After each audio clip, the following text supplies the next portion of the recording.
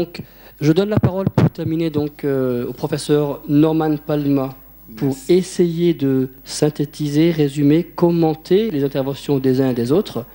Et je suis certain que, en tant que spécialiste des questions économiques et philosophiques, vous allez pouvoir effectivement nous éclairer à bien des égards. Merci à vous.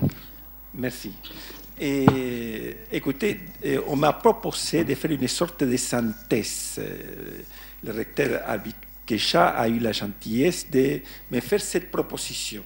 Bien entendu, je me trouve devant une situation qui est un peu difficile dans la mesure où on a passé d'une chose à l'autre. Mais pour essayer de résumer, on a touché deux points essentiels. Je ne vais pas faire référence à chaque personne, à chacun des intervenants en particulier, mais il me semble que nous avons touché d'un côté les problèmes de la crise du politique et de l'autre côté la crise de l'économie.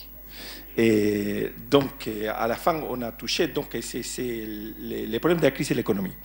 Pour ce qui est de la crise du politique, il est tout à fait évident qu'on traverse une crise fondamentale, qui est en même temps une crise d'ordre théorique.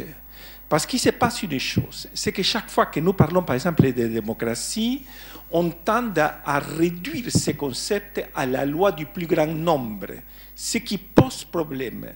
Et pour essayer de comprendre ce que la démocratie veut dire, parce qu'en réalité, nous ne sommes pas dans un ordre démocratique, que ce soit ici, ou que ce soit aux États-Unis, ou que ce soit ailleurs. De toute façon, on se gargarise avec ces termes.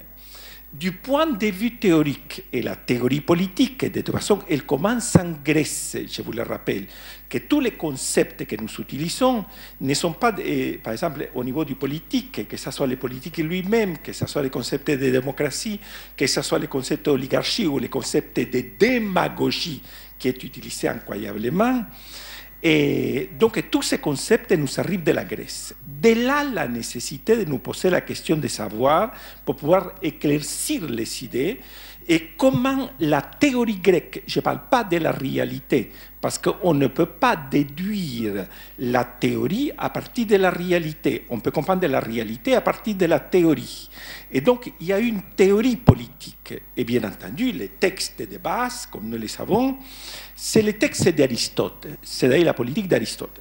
Simplement que je vous rappelle une chose, c'est que nous avons hérité un texte qui est absolument problématique, dans la mesure où nous n'avons pas hérité les originaux des textes d'Aristote. Parce qu'il n'y a pas que la politique, il y a l'éthique à Nicomaque, l'éthique à Eudème et la grande éthique, qui sont des textes de base pour ce qui est la politique. Et malheureusement, nous avons hérité des textes qui sont extrêmement contradictoires. Et donc, on a ajouté dans le temps, si vous voulez, beaucoup de commentaires, etc., qui rendent donc ces textes difficiles.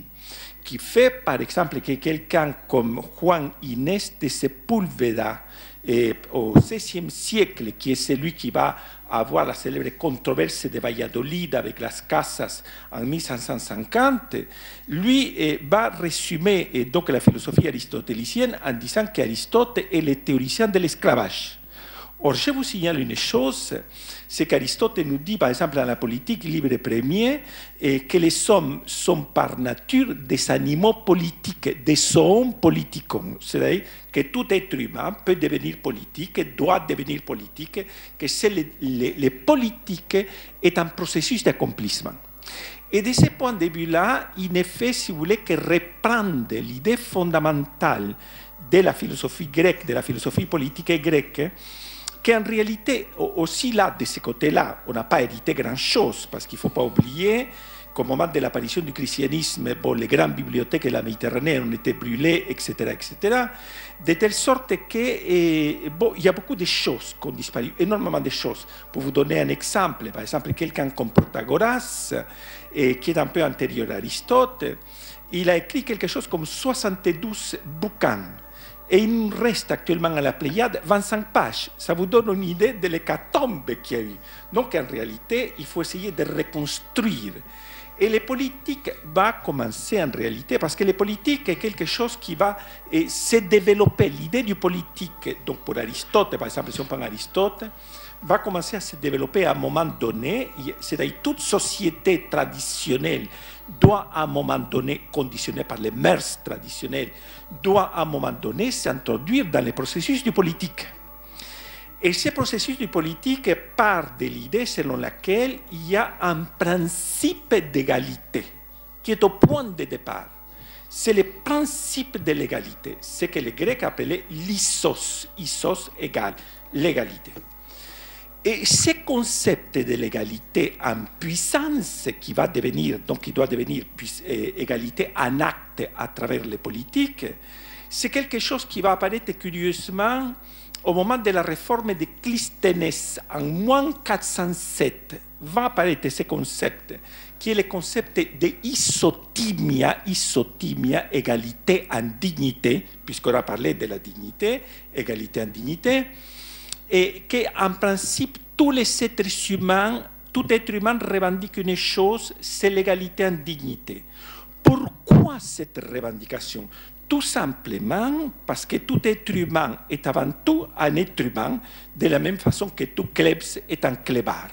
Donc, disons qu'il y a une chose qui est très simple, qui c'est que Aristote va exprimer, par exemple, dans ses métaphysiques, c'est de nous dire que toute individualité est ce qui est un numériquement, tandis que l'universalité, donc l'humain, le concept de l'humain, le concept générique, est ce qui se manifeste en première instance dans toute singularité, dans toute personne, c'est-à-dire que toute personne est avant tout un être humain. Après, elle est telle ou telle chose, elle s'appelle telle ou telle, comme prénom, comme nom, etc., à telle ou telle destinée ou telle histoire individuelle. Donc, il y a à la base ce principe de l'égalité en dignité. Donc, le principe de l'égalité n'est pas fondé, pour la philosophie grecque première et fondamentale, n'est pas fondé sur l'idée d'un droit. Un droit ne crée pas le principe de l'égalité. De toute façon, ce n'était pas dans l'idée, je vous rappelle, des révolutionnaires, par exemple, de 1789. Ce n'était pas le principe de l'égalité. Par exemple, c'était l'égalité des hommes français devant la loi, etc., mais pas des femmes, pas des esclaves. Parce que je vous rappelle qu'à l'époque, le code noir a été toujours efficace, a continué à être efficace, jusqu'à la suppression donc, de l'esclavage dans les Antilles. Et le code noir disait donc que les noirs n'étaient pas, pour ainsi dire, des êtres humains. Ça, il ne faut pas l'oublier. Et donc, si vous voulez, ce n'est pas le droit qui fondemente le principe de l'égalité. C'est un principe logique selon lequel toute singularité est avant tout, en première instance, sa propre universalité. C'est-à-dire tout être humain est avant tout un être humain. Et c'est ce principe de l'égalité en dignité, qui est son fondement éthique en même temps, qui doit donner le processus du politique. Et le processus du politique donne quoi? Donne tout simplement, et à partir du moment où l'État reconnaît le principe de la sécurité juridique, à partir de ce moment-là, va apparaître l'État de droit. Et l'État de droit est cet État qui met en marche le principe de l'égalité devant les droits. Cette égalité devant les droits, donc c'est l'état de droit qui les met en marche, égalité devant les droits, droit civil, droit pénal, droit du travail, bien entendu, égalité des chances du point de vue économique. Et par la suite, selon donc, la théorie politique classique et grecque, on peut dire d'une manière générale, c'est l'égalité devant les droits mène à l'égalité devant les pouvoirs. Et c'est cette égalité devant les pouvoirs qui s'appelle la isocratia. Et la isocratia, c'est quoi? C'est tout simplement ce qui s'appelle la démocratie. La démocratie est une égalité devant les pouvoirs. C'est-à-dire que tous les citoyens sont égaux. Et c'est justement ce processus qui doit conduire nécessairement à la création d'une communauté d'égaux en vue de bien vivre.